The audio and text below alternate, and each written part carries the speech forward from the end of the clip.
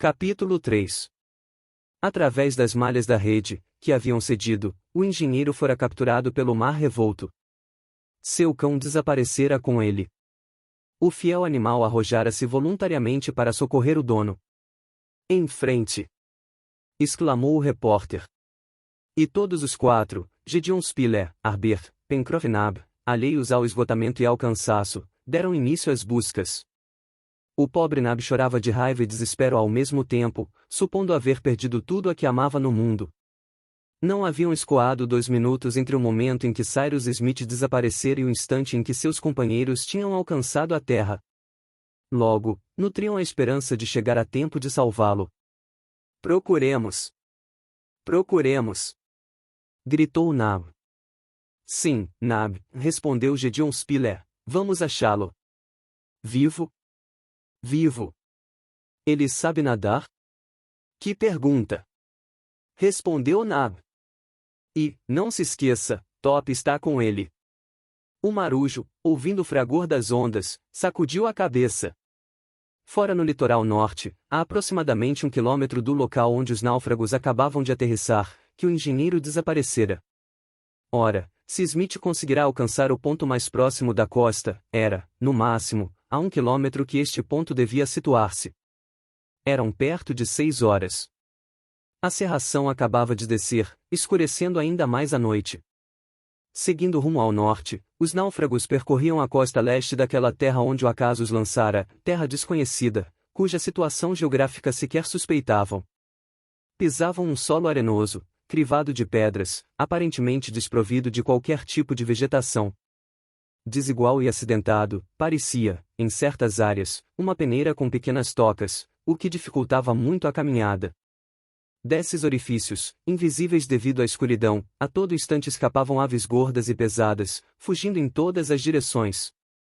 Outras, mais ágeis, alçavam voo em bando e passavam feito nuvens. O marujo julgava identificar gaivotas e fragatas, cujos pios agudos duelavam com os rugidos do mar. De tempos em tempos, os náufragos paravam e arriscavam alguns gritos, pondo-se então à espreita de uma possível resposta do lado do mar. E, de fato, tinham todos os motivos para pensar que, se porventura estivessem nas proximidades do local onde o engenheiro naufragara, os latidos de Top, no caso de seu dono não se achar em condições de dar sinal de vida, teriam chegado até eles.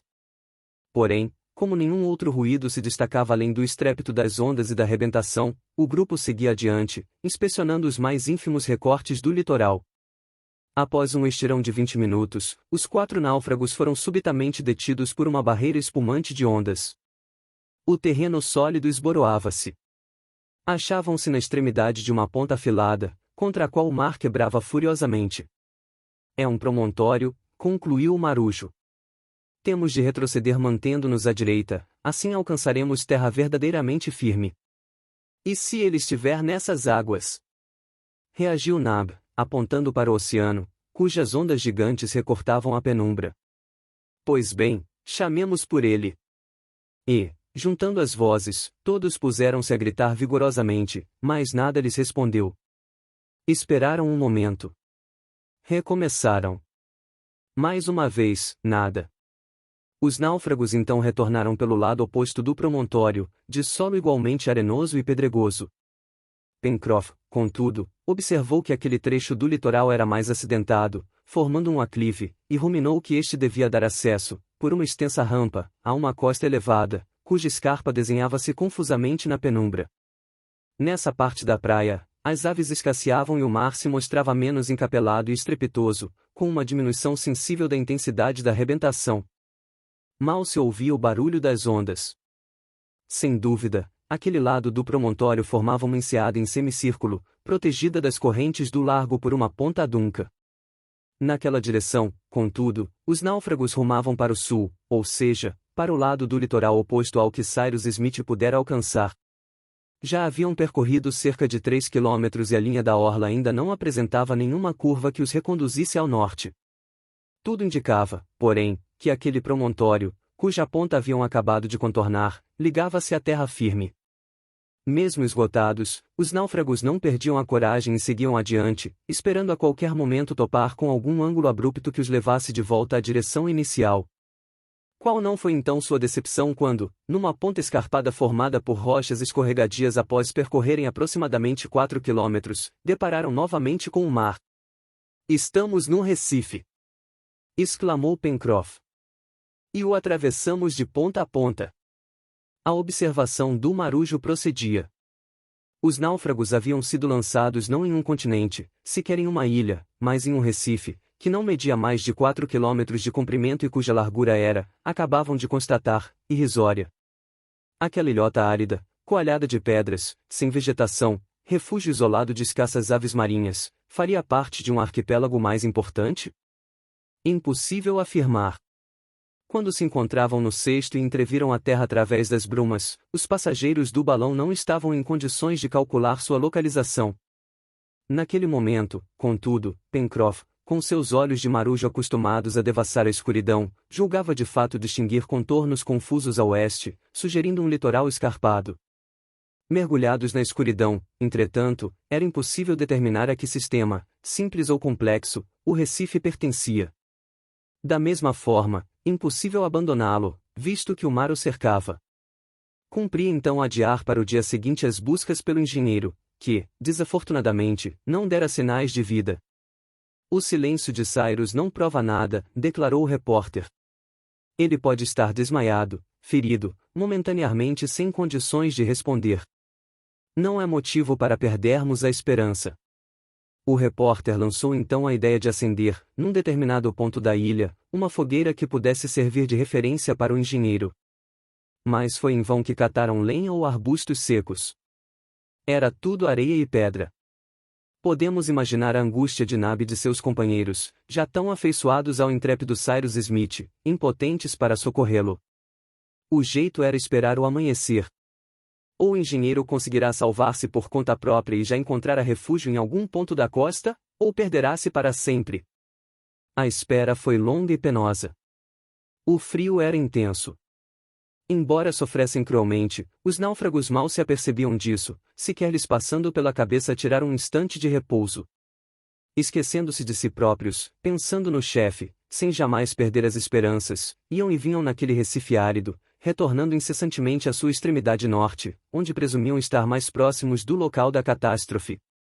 Punham-se à escuta, gritavam, aguardavam uma resposta tranquilizadora, e suas vozes deviam reverberar longe, pois certa calma reinava então na atmosfera e o barulho da arrebentação começava a diminuir com a virada da maré. Um dos gritos de Nab pareceu inclusive, num determinado momento, produzir certo eco.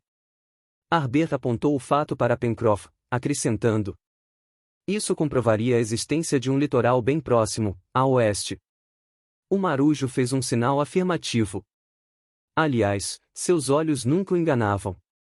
Se ele intuíra uma terra, era porque terra havia.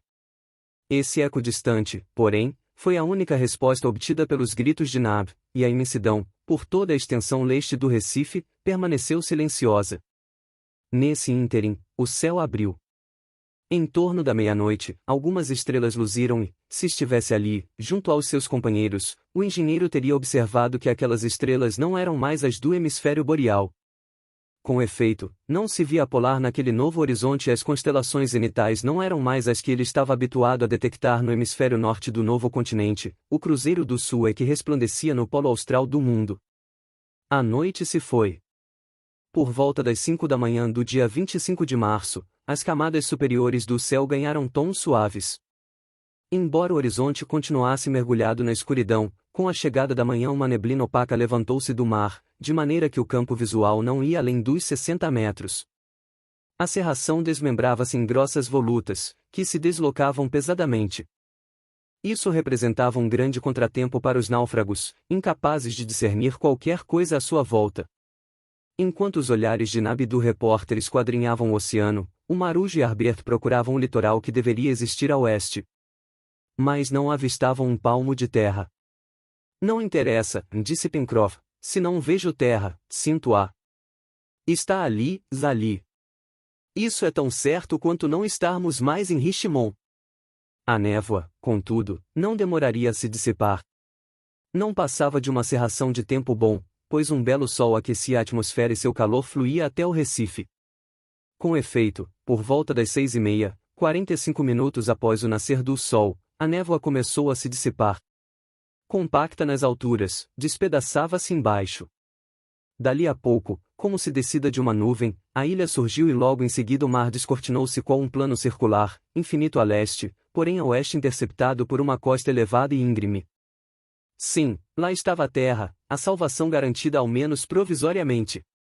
Entre o Recife e o litoral, separados por um canal com 800 metros de largura, uma corrente vertiginosa fluía estrepitosamente. Um dos náufragos, porém, sem pedir a opinião dos companheiros ou pronunciar qualquer palavra, ouvindo apenas o próprio coração, atirou-se refletidamente na correnteza. Era Nab. Ansiava por alcançar aquele litoral e subi-lo rumo ao norte. Ninguém conseguiu contê-lo. Pencroff chamou por ele, em vão. O repórter já ia atrás dele, quando Pencroff o interpelou. Pretende atravessar o canal? Sim, respondeu Spilett. Ora, espere um pouco e confie em mim, aconselhou o marujo. Nab dará conta de socorrer seu patrão. Entrando neste canal, corremos o risco de ser tragados pela correnteza, extremamente violenta, e lançados no mar aberto. Ora, ou eu muito me engano ou isso é um refluxo da vazante. Veja como a água descobre a areia. Um pouco de paciência. Com a maré baixa, poderemos atravessar a val. Tem razão, concordou o repórter. Devemos nos esforçar para permanecer juntos. Enquanto isso, Nab pelejava contra a correnteza, tentando atravessá-la obliquamente. Com os ombros negros emergindo a cada braçada, embora arrastado à revelia, avançava cada vez mais em direção à costa. Levou mais de meia hora para transpor os 800 metros que separavam o Recife da costa, só vindo a pisar em terra num ponto centenas de metros além daquele frontal ao ponto de que partirá. Saindo da água no sopé de um elevado paredão de granito e se sacudindo vigorosamente, Nab, sem perder um segundo, sumiu atrás de uma ponta rochosa que se projetava no mar, mais ou menos na altura da extremidade setentrional da ilha. Fora com imensa angústia que os companheiros de Nab haviam acompanhado sua audaciosa tentativa, e, quando ele saiu de seu campo de visão, seus olhares voltaram-se para a terra a qual iam pedir refúgio. Aproveitaram para comer alguns mariscos encontrados na areia, refeição magra, mais refeição. O litoral à sua frente formava uma vasta baía, terminada, ao sul, numa ponta árida e selvagem, desprovida de toda a vegetação e com aparência bastante agreste. Essa ponta vinha juntar-se ao litoral por uma espécie de arco granítico, formando um desenho extravagante. Na direção norte, ao contrário, a baía, alargando-se, apresentava uma costa mais abaulada, que corria de sudoeste para nordeste e terminava num cabo afilado. Entre esses dois pontos extremos, nos quais se assentava o arco da baía, a distância podia ser de 12 quilômetros. A 800 metros da praia, o Recife ocupava uma estreita faixa de mar e lembrava um imenso cetáceo, cuja carcaça ampliada ele representasse. Sua largura máxima não ultrapassava 400 metros. Na parte frontal ao Recife, o litoral compunha-se, no primeiro plano, de uma praia de areia fina, semeada por rochas escuras, que, naquele momento, afloravam pouco a pouco junto com a maré vazante. No segundo plano, destacava-se uma espécie de cortina granítica talhada na vertical e coroada, a pelo menos 100 metros de altura, por um topo irregular. Corria assim por uma extensão de 5 quilômetros, terminando abruptamente à direita num lanço uniforme, que julgaríamos modelado pela mão do homem. À esquerda, ao contrário, acima do promontório, essa espécie de penhasco irregular decompunha-se em estilhaços prismáticos e espalhava-se em aglomerados de seixos e entulho, descendo e formando uma rampa alongada que se confundia gradualmente com os rochedos da ponta meridional. No planalto que acompanhava o litoral, não havia uma só árvore. Tratava-se nitidamente de uma mesa, igual à que domina a cidade do Cabo, no Cabo da Boa Esperança, embora em proporções menores. Era isso, em todo caso, que viam a partir do Recife. Todavia, à direita, atrás da aresta lisa, a vegetação estendia-se exuberante, alegrando o olho profundamente entristecido pela contemplação das linhas ásperas do paredão granítico. Por fim, bem ao fundo e mais elevado que o planalto, na direção noroeste a uma distância mínima de 12 quilômetros, resplandecia um pico branco golpeado diretamente pelos raios de sol. Era um chapéu de neve, coroando algum monte distante. Impossível, portanto, decidir se aquela terra formava uma ilha ou se pertencia a um continente. Por outro lado, vendo as rochas convulsionadas aglomeradas à esquerda, um geólogo não teria hesitado em lhes atribuir origem vulcânica, pois eram incontestavelmente produto de um trabalho plutônico. Gideon Spiller, Pencroff e Harbert observavam atentamente aquele território, onde talvez viessem a viver longos anos, onde talvez inclusive viessem a morrer, caso ele não se encontrasse na rota dos navios. Muito bem! Exclamou Harbert. O que acha, Sr. Pencroff? Como em tudo, vejo coisas boas e coisas ruins, respondeu Pencroff, esperemos. A vazante já se manifesta. Dentro de 3 horas poderemos tentar a travessia e, uma vez do outro lado, colocaremos a cabeça no lugar e encontraremos o Sr. Smith. Pencroff não se enganara em suas previsões. 3 horas depois, com a vazante, ficou exposta grande parte da areia que formava o leito do canal. Entre o Recife e o litoral havia apenas uma passagem estreita, sem dúvida fácil de atravessar. Com efeito, em torno das 10 horas, Gideon Spilett e seus 2 companheiros despiram-se, fizeram uma trouxa com as roupas, e com elas nas cabeças, aventuraram-se pelo canal, cuja profundidade não ia além de 2 metros. Harbert, que não pisava mais o fundo, saiu nadando como um peixe e seu êxito foi completo. Os 3 chegaram sem dificuldades ao litoral oposto, onde, após secarem-se ligeiramente ao sol e tornarem a vestir suas roupas, que haviam isolado do contato com a água, conferenciaram.